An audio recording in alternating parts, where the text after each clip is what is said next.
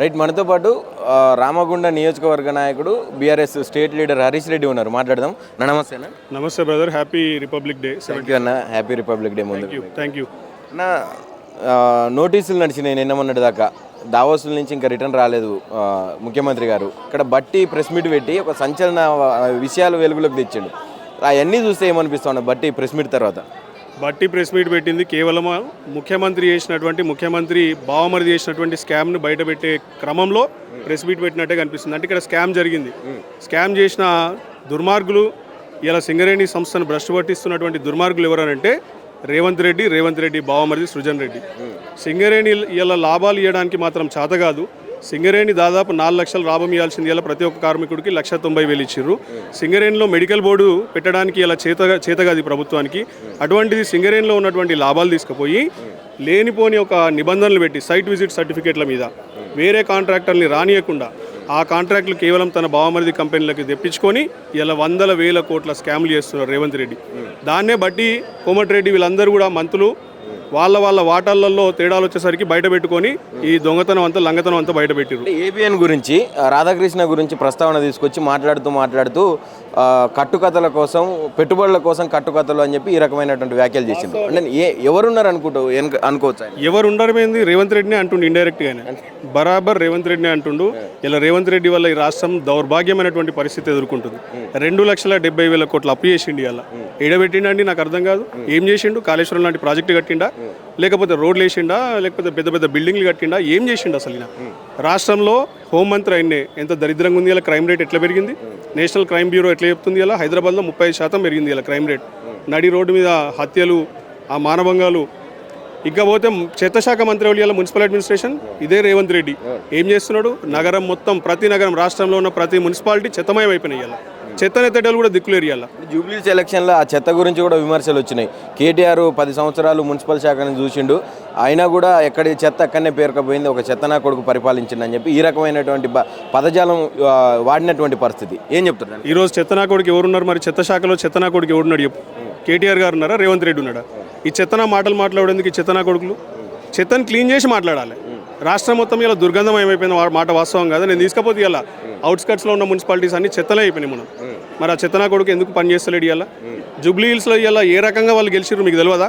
నడి రోడ్డు మీద 3,000, 4,000 ఓటుకు చెప్పి వాళ్ళు పైసలు ఇచ్చి ప్రజాస్వామ్యాన్ని నడి రోడ్డు మీద చంపిన మాట వాస్తవం కదా? 12 ఏళ్ళ పిల్లల్ని తీసుకుపోయి ఓట్లు వేయించుకున్న మాట వాస్తవం కదా? ప్రపంచం మొత్తం చూడలేదు అయ్యేలా. మరి జూబ్లీ హిల్స్ గురించి నేను మాట్లాడతాను ఇంకా సిగ్గు లేకుండా. దాదాపు 150-200 కోట్లు ఇలా ఖర్చు పెట్టి జూబ్లీ హిల్స్ ఎన్నికే గెలిచిరు. దాని గురించి మాట్లాడడం వేస్ట్. అసలు పరిపాలన పట్ల అవగాహన లేనటువంటి ఒక సన్నాసి ఈ రాష్ట్రానికి ముఖ్యమంత్రి అవడం మన దౌర్భాగ్యం. పెట్టుబడులు తీసుకురావడం చేత కాదు, తెచ్చిన అప్పుల్ని ప్రాజెక్టుల రూపంలో కట్టడం చేత కాదు, కనీసం ఇచ్చినటువంటి అడ్డగోలు 6 హామీలు నెరవేర్చే తెలివి కూడా లేదు. అంత తెలివి తక్కువ మనిషిని. సజ్జనర్ మొన్న ఎన్టీవీ రిపోర్టర్స్ని అరెస్ట్ చేసిన ఆ విషయంలో సజ్జనర్ ఒక లీడ్ తీసుకొని ఖచ్చితంగా ఆధారాలు లేకుండా ఏది మాట్లాడినా అరెస్ట్ చేస్తాం, ఎవరినైనా ఇట్లనే తీసుకొస్తాం, మాకు రూల్ ఉన్నదని చెప్పిండు.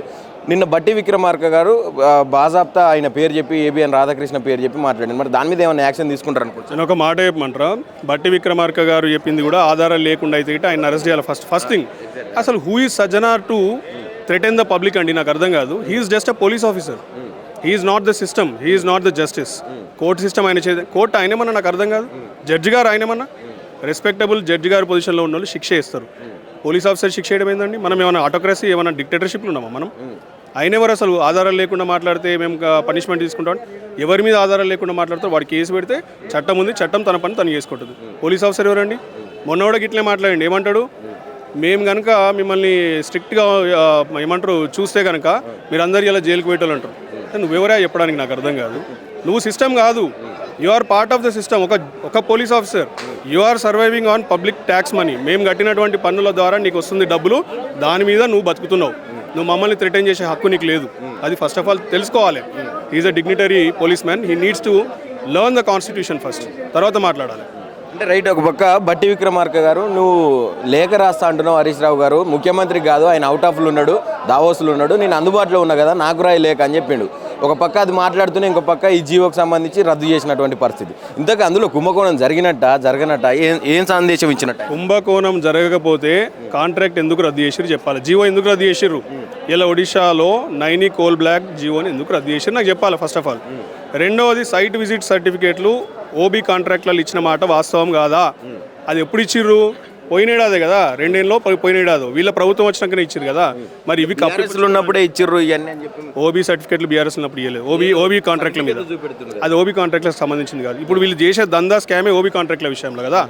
దానికి ఇచ్చింది బీఆర్ఎస్ పార్టీ కాదు, దానికి ఇచ్చింది ఇదే సన్నాసి కాంగ్రెస్ పార్టీ. ఇచ్చినటువంటి హామీలకు దిక్కులేదు కానీ డైవర్షన్ చేయడంలో నంబర్ 1 అంటారు. అది వీళ్ళు చేసింది ఏందా చెప్పండి రా ఫస్ట్ అంటే మీరేం చేసారు అంటారు. మీరు చేసింది ఏంది? 2.5 ఏళ్ళు కావస్తుంది దగ్గర 2,50,000 కోట్ల అప్పు. 2 లక్షల ఉద్యోగాలు ఎడమైనా నాకు అర్థం కాదు. నిరుద్యోగులకు ఇస్తాను. ఇలా నిరుద్యోగులు చెప్పులు చేతులు పట్టుకొని రెడీగా ఉన్నారు మిమ్మల్ని తరిమి కొట్టడానికి. సిగ్గుండాలి మీకు. వాళ్ళని మోసం చేసినావు, ముసలోళ్ళని మోసం చేసినావు, రైతులను మోసం చేసినావు. ఏ ఒక్క వర్గానికి కూడా ఇలా న్యాయం చేయకుండా అడ్డదిడ్డంగా పరిపాలిస్తున్నావు. ఖచ్చితంగా ప్రజలు రేపటి రోజున మున్సిపల్ ఎన్నికలైనా ఎంపీటీసీ జెడ్పీటీసీ ఎన్నికలైనా కానీ వీళ్ళకి కర్రు కాల్చి వాత పెడతారు రేపటి రోజున. మీరు చూడండి జరుగుతుంది. రైట్గా దావోస్ ముచ్చటకు వస్తే గతంలో పోయిండు ఇన్ని వేల కోట్ల పెట్టుబడులు తెచ్చిన అని చెప్పిండు, ఒక ఫిగర్ చెప్పిండు. దానికి సంబంధించినటువంటి లక్షల కోట్లు సార్ ఎంఓఈలు కూడా సిద్ధంగా ఉన్నాయి, మేము చూపెడతామని చెప్పి మాట్లాడిండు. ఇప్పుడు ఇక ఆల్మోస్ట్ వన్ వీక్ అవుతుంది అనుకుంటా పోయండి. అవకాశం ఉందా ఈసారి వచ్చే అవకాశం? ఈ ముఖ్యమంత్రికి దిమాగ్ గీడలేదు, తలకాయ లేదు. 2 ఏళ్ళుగా జారీ మోకాళ్ళకు వచ్చి ఆగిపోయింది. ఎవడు కూడా ఏ రాష్ట్ర ముఖ్యమంత్రి చెప్పలేనన్ని పెట్టుబడులు, అంటే పక్క రాష్ట్రం చంద్రబాబు నాయుడును ఇద్దరు గురు శిష్యులు కాబట్టి ఆయన 18 నెలల కాలంలో 24 లక్షల కోట్ల పెట్టుబడులు ఇచ్చిండంట. ఈ సిపాయి ఈ మొగోడేమో 10 లక్షల కోట్ల పెట్టుబడులు ఇచ్చిండంట. 10 లక్షల కోట్ల పెట్టుబడి వస్తే నేను చెప్తున్నా, ఈ ఛాలెంజ్ రేవంత్ రెడ్డి కనీసం ఒక 20 లక్షల ఉద్యోగాలు కల్పించగలగాలి ఇప్పటికి ప్రైవేట్ రంగంలో. 10 లక్షల కోట్లు అంటే ఎంత బ్రదర్? 20 లక్షల ఉద్యోగాలు కల్పించాలి ఇప్పటికి. 20 లక్షల ఉద్యోగాలు వచ్చినాయా? ఎట్లా మాట్లాడుతుండే నాకు అర్థం కాదు. మరి ఇచ్చినటువంటి 2 లక్షల ప్రభుత్వ ఉద్యోగాలకే దిక్కులేదు. మేము ఇచ్చినటువంటి నోటిఫికేషన్లు, కండక్ట్ చేసిన ఎగ్జామ్స్తోని ఇచ్చినటువంటి ఉద్యోగాలనే ఆయనే ఉద్యోగాలని చెప్పుకుంటున్నాడు. మందికి పుట్టిన బిడ్డలు నా బిడ్డ అని చెప్పుకునే సిగ్గులేని మనిషి ఆయన. ఇక మరి ఇంకేం నుండి వచ్చినాయి? దావోస్కి వెళ్ళిండు. మొదటి 2 ఏళ్ళు ఏమన్నాడు? 1,80,000 కోట్లు, 1,20,000 అంటే 3 లక్షల కోట్లు. మొన్న తెలంగాణ గ్లోబల్ సమిట్లో 6 లక్షల కోట్లు చెప్పిండు. 5,75,000 కోట్లు ఏడవైనాయి, చెట్లా కాస్తున్నాయి. నాకు అర్థం కాదు ఏమైనా పెట్టుబడులు అంటే. తీరా వీళ్ళ ప్రభుత్వ సంస్థ పోర్టల్లో చూస్తే టీఎస్ పాస్ ఇంకోటి ఉంటాయి కదా, ఆ పోర్టల్లో చూస్తే ఈ పెట్టుబడులు ఏం లేవు. ఎంఓయూలు అన్ని దొంగ ఎంఓయూలు, చెత్త కాయిదాలు పడేసే ఎంఓయూలు అవి. కేవలం భూదందా ఇది. భూములు ఎవరికైతే ఇండస్ట్రీల పేర్ల మీద వచ్చినారో వాళ్ళ కాంట్రాక్ట్లకు ఇప్పించుకొని, భూములు ఇప్పించుకొని వెనకాల నుండి వాళ్ళ దగ్గర నుంచి వెళ్ళి కాంట్రాక్ట్లు దొబ్బుకునే ఒక సంస్థ ఇది. అంతకుమించి రేవంత్ రెడ్డి నికార్స్గా ఒక్క వాక్యం మాట్లాడతాడు ఇంగ్లీష్లో. మరి సిగ్గులేని మనిషి దావోస్కో ఏం మిక్తుండే నాకు అర్థం కాదు. ఈడ పరిపాలన శాతగా దావోస్కో ఏం మాట్లాడుతున్నాడు? IT and pharma is like nuclear chain reaction. అదే మన తలతోక ఉన్నటువంటి వాక్యం అది. మరి ఎందుకు పోతాడు గింత పొడుగు అదేంది స్లీవ్లు వేసుకొని? ఇంకొకటి, దావోస్లో జరిగేది ప్రపంచ ఆర్థిక సదస్సు, వరల్డ్ ఎకనామిక్ ఫోరం. పెద్ద దేశాలు 150 దేశాల నుంచి ప్రజాప్రతినిధులు, సీఈఓలు ఆఫ్ టెక్నాలజీ కంపెనీలు వస్తారు అడిగి, including American president Donald Trump కూడా వచ్చింది, ఇలాన్ మస్క్, వీళ్ళందరూ. వాళ్ళ ముందట టీషర్ట్లు వేసుకొని, జీన్స్ వేసుకొని, షూ వేసుకొని పోతాడు. ముఖ్యమంత్రి అనేటువంటి డిగ్నిఫైడ్గా ఉండాలి.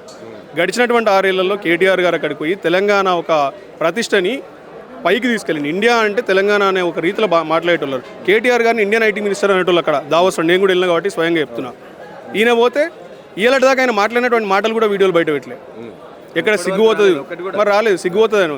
గతంలో అన్నాడు కదా, IT and pharma is like nuclear chain. దాన్ని డీకోడ్ చేయడానికి మాకు తలకే అసలు ఏడబెట్టుకోవాలని అర్థమవుతుంది. అంత తెలివిదక్కువటువంటి సన్నాసి ఇలా రాష్ట్రాన్ని వెళుతున్నాడు. ఖచ్చితంగా ప్రజలు ఇది అర్థం చేసుకున్నారు కాబట్టి రానున్న మున్సిపల్, ఎంపీటీసీ, జెడ్పీటీసీ ఎన్నికల్లో కర్రు కాల్చి వాత పెట్టి బొంద పెడతారు ఈ పార్టీని. ఒక్క విషయం మర్చిపోయినా, మిమ్మల్ని అడగాలి ఎగ్జాక్ట్గా. ఇప్పుడు ఉన్నటువంటి టీ హబ్లో ప్రభుత్వ కార్యాలయాలు చేరుస్తాడు, ఆ కార్యాలయాలను అక్కడికి షిఫ్ట్ చేస్తారు అనే ప్రక్రియ కొనసాగుతుంది ప్రభుత్వం నుంచి అని చెప్తా ఉన్నారు. ఇది ఎంతవరకు వాస్తవం? ఒకవేళ నిజమైతే మీ స్పందన ఏంది దాన్ని? మా స్పందన కాదు, టీ హబ్ ఉన్నది మొత్తం ఐటీ, ఫార్మా, పెద్ద కంపెనీల ఎంప్లాయీస్ ఉన్నటువంటి ప్రాంతం అది. ఆ ప్రాంతంలో ఉన్న ప్రజలే వచ్చి గవర్నమెంట్ ఆఫీసులు పెట్టినటువంటి ఎడల నిరంతరం ప్రొటెస్ట్ చేసి ఆ ఎవరెవరైతే అక్కడికి వచ్చి లీడర్లు పోజులు ఇస్తారో వాళ్ళని తరిమేస్తారు అక్కడ. టీ హబ్ పెట్టింది ఎందుకండి? అలా స్టార్టప్ ఇన్క్యుబేటర్ అంటే మీనింగ్ తెలుసా ఈ సన్నాసికి? స్టార్టప్ ఇన్క్యుబేటర్స్లో ప్రభుత్వ కార్యాలయాలు పెట్టొచ్చా? ప్రభుత్వ కార్యాలయాలు సెక్రటేరియట్లో పెట్టుకోవచ్చు, లేదా బయట ఇంకొక గవర్నమెంట్ ఆఫీస్ కట్టుకొని పెట్టుకోవచ్చు. టీ హబ్లో స్టార్టప్ కంపెనీస్ని ఎంకరేజ్ చేసే ఒక ఇన్క్యుబేటర్ అది. అంటే కొత్త కొత్త కంపెనీలు పెట్టేటోళ్ళకు లీగల్ కానీ ఫైనాన్షియల్ కానీ గవర్నమెంట్ సపోర్ట్ కానీ ఇవ్వడానికి అదొక ప్లేస్ అది. అక్కడ కొత్త కొత్త కంపెనీలు ఒక సృజనాత్మకత ఇన్నోవేషన్ అనేది తయారవుతుంది అక్కడ. ఈ సన్నాసికి అవన్నీ తెలియదు, ఇన్నోవేషన్ తెలియదు, టెక్నాలజీ తెలియదు, మన్ను తెలియదు. ఆ మధ్య AWS అంటే అమెజాన్ వెబ్ సిరీస్ అన్నాడు, అమెజాన్ వెబ్ సర్వీసెస్ని అమెజాన్ వెబ్ సిరీస్ అన్నాడు. ఒక గంత తెలివిదక్కువ సన్నాసి ఇలా మా ఈడ ముఖ్యమంత్రిగా ఉన్నాడు కాబట్టి టీ హబ్ని దానికి వాడుతా అన్నాడు. ఆయనతో ప్రజల్లోంచి విపరీతమైనటువంటి వ్యతిరేకత వచ్చింది. చెప్పులు తీసుకొని కొడతా అన్నారు ఐటీ ఎంప్లాయీస్. దెబ్బకి జంకి భయపడి ఆడ నుంచి పెద్ద పోటుగాన్ లాగా అది దానికే పెట్టాలా, స్టార్టప్లకి, గవర్నమెంట్ ఆఫీసులకు పెట్టాలనుకుంటే ఇక్కడ దిక్కుమాల బిల్డింగ్ ఉంటుంది ఒకటి, పైనాపిల్ షేప్లో ఉంటుంది తెలుసు కానీ అది సైబర్ టవర్స్ అని, దానిలో పెట్టుకోండి. ఏమైందని నాకు అర్థం కాదు. గంత పెద్ద బిల్డింగ్ కట్టిండి అలా గురువు చంద్రబాబు నాయుడు, దాన్ని వాడుకోండి. అది ఖాళీగానే పడి ఉంది కదా. ఈ స్టార్టప్ ఇంక్యుబేటర్ తీసుకోవడం ఏంది నీకు? పైనాపిల్ బిల్డింగ్ తీసుకోండి నువ్వు. ఎండ్ ఆఫ్ ది డే ఏం చెప్పాలనుకున్నారు రేవంత్ రెడ్డికి నేను చెప్పేటంత అంత పెద్దోని కాదు నాయన. రేవంత్ రెడ్డి ఆల్రెడీ తనకు తానే బొందబెట్టుకుంటుండు.